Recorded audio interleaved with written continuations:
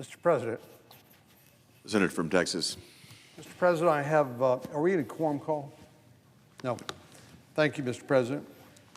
Mr. President, I have 7 requests for committees to meet during today's session of the Senate. These have been approved by both the majority and minority leaders. Duly noted. Mr. President, last week the Senate voted to confirm Pam Bondi as U.S. Attorney General. I was proud to support her nomination both at the Senate Judiciary Committee level and on the Senate floor. Today, the Senate Judiciary Committee held a markup on the nomination of Kash Patel for Director of the FBI.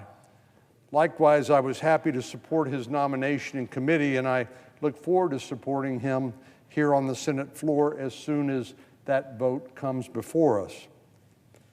One of President Trump's most important pledges during the campaign was to end the politicalization and the weaponization of the Department of Justice, including the FBI. Pam Bondi and Kash Patel, I think, are outstanding picks to fulfill this pledge, which is very important, and I'm pleased the Senate's moving to confirm them with no delay. I believe that the FBI and the Department of Justice are 2 of the most important institutions in America. If you look around the world, you see a lot of countries that have a similar economic system to ours, and you wonder, why is America uniquely prosperous? Why is it that we succeed where others fail? And I believe it's 2 things.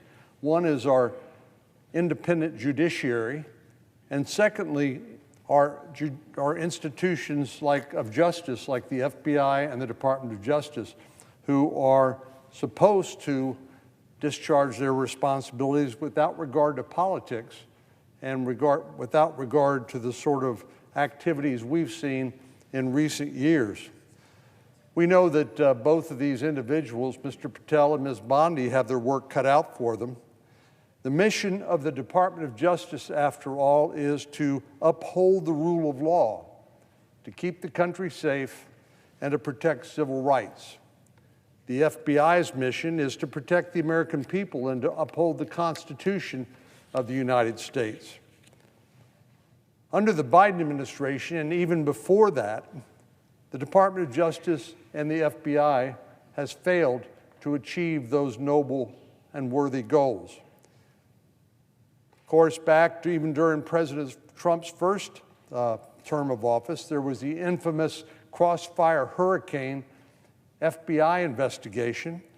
There was the so-called Russian hoax based on a phony piece of Russian propaganda known as the Steele Dossier, which ultimately we found out was part of the opposition research that Hillary Clinton's campaign collected during her campaign against President Trump back in 2016. This was dressed up to make it look like a credible bit of intelligence when, in fact, it was Russian propaganda, we ultimately found out, Russian disinformation. 2 weeks ago, during his hearing at the Judiciary Committee, Kash Patel told me that the rule of law is one of the fundamental precepts that make America an exceptional nation. Without the rule of law, he said, and I quote, "We go back to the Uganda that my father fled." Kash Patel's adherence to the mission of the FBI and its parent agency, the Department of Justice, is a stark contrast with what we've seen in recent years. We saw, for example, Merrick Garland's misguided memo in October of 2021 directing the FBI to work with U.S. attorneys to, quote, discuss strategies for addressing threats from parents who were taking an active role in their children's education by participating in student parent-teacher meetings and school board meetings. Similarly, we have the FBI Richmond field office that sent a memo in 2023 suggesting that traditional Catholics might pose a threat as violent domestic extremists. So we know that there are example after embarrassing example of how the FBI and the DOJ have gotten off track. A report from the House Judiciary Committee highlighted, for example, the FBI's misguided attempt to artificially inflate the number of domestic extremism threats by claiming Americans who exercising their First Amendment rights were somehow potential domestic terrorist threats. Not to mention the FBI's role in censoring information related to Hunter Biden's criminal activities. A Senate report from the Homeland Security and Governmental Affairs Committee in 2020 detailed many of Hunter's and his associates' unseemly and likely illegal activities, including payments from Ukrainian, Russian, Kazakh, and Chinese nationals, and revealed that the FBI may have had knowledge of these activities for some time and done nothing. In September 2020, when the House Judiciary Committee sent a follow-up letter to Director Wray related to Hunter Biden's alleged misconduct, the FBI stonewalled them and refused to confirm or deny any ongoing investigations.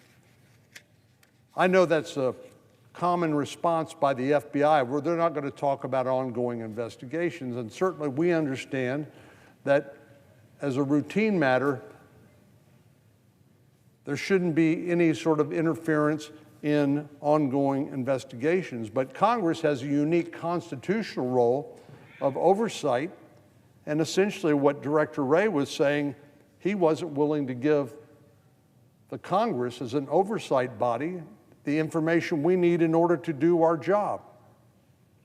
Of course, despite these numerous efforts within the FBI and the Department of Justice to protect Hunter Biden from accountability for his crimes, we know his own father issued a presidential pardon in the final weeks of his presidency, even though for months he had said he would never do such a thing, but then he did, claiming his son was selectively and unfairly prosecuted. Well, my recollection was Hunter was convicted of one crime by a jury but pled guilty to others, so it's not clear to me how President Biden can say that he was selectively and unfairly prosecuted for the crimes that he pled guilty to.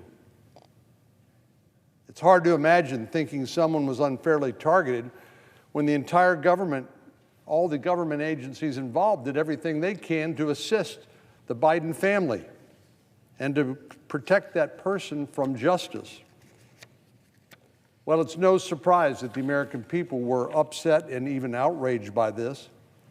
Who could forget the marked differences, the double standard in response when President Trump was found to have sensitive documents at his home in Mar-a-Lago, when President Biden was found to have sensitive documents at his home in Wilmington, Delaware. And all the while, during the historic crime wave we've experienced in recent years, Merrick Garland directed his agency not to enforce mandatory minimums against most drug crimes. He did this while Americans across the country were suffering from fatal drug overdoses at record numbers, especially from fentanyl, which took the lives of approximately 70,000 Americans last year alone.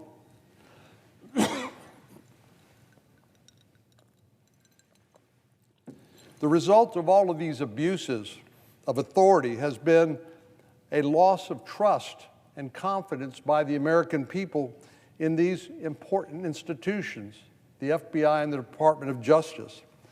These institutions were no longer believed to be engaged in the fair administration of justice based on facts and evidence, as opposed to political gamesmanship. Now, I realize that Attorney General Bondi and soon-to-be Director Patel are going to have a huge task ahead of them to restore these agencies to their core missions and to restore the trust that has been eroded of the American people in our American system of justice. But both of these individuals have pledged to do just that, and I believe they should have an opportunity to do that. Pam Bondi, after all, has been a career prosecutor. She's then went on to be Attorney General of Florida for two terms. As a former Attorney General of my state in Texas, I know how tough that job can be, but she's done an outstanding job, and I have no doubt that her promotion to U.S. Attorney General by President Trump was well-deserved. She's prepared for this important job. My goal for the Department of Justice and the FBI is to restore the nonpartisan functioning of our country's chief law enforcement agencies. The American people deserve an FBI and a Department of Justice that they can trust. They deserve live under a system where the guilty are prosecuted and where the innocent are not unfairly targeted. They deserve to live in a place where political views are not a basis for a criminal investigation, and where an accused person is still presumed innocent until proven guilty.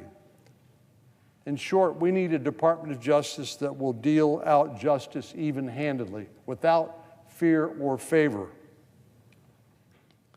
I believe that being Attorney General is probably one of the toughest jobs here in Washington, D.C., because you're not only the chief law enforcement officer for the country, you're also a member of the President's cabinet. But even given the difficult nature of the job, Merrick Garland practically abdicated his responsibility as chief law enforcement officer in order to be a partisan advocate for President Biden's policies. President Trump's Attorney General will have a chance to turn the page from Merrick Garland's failures by reversing the partisan hackery that has been a part and parcel of President Biden's Department of Justice. President Trump's Attorney General can restore the Department of Justice to its core mission. Pam Bondi can serve President Trump and the nation well by enforcing the law that's on the books and ending the weaponization of political enemies. Similarly, Kash Patel has an opportunity to turn the page from the abuses and the lack of accountability that we've seen at the FBI in recent years. So I look forward to working with Ms. Bondi and Mr. Patel in their noble endeavor to restore trust in our nation's justice system, and by doing so, to restore the trust of the American people. Mr. President, I yield the floor.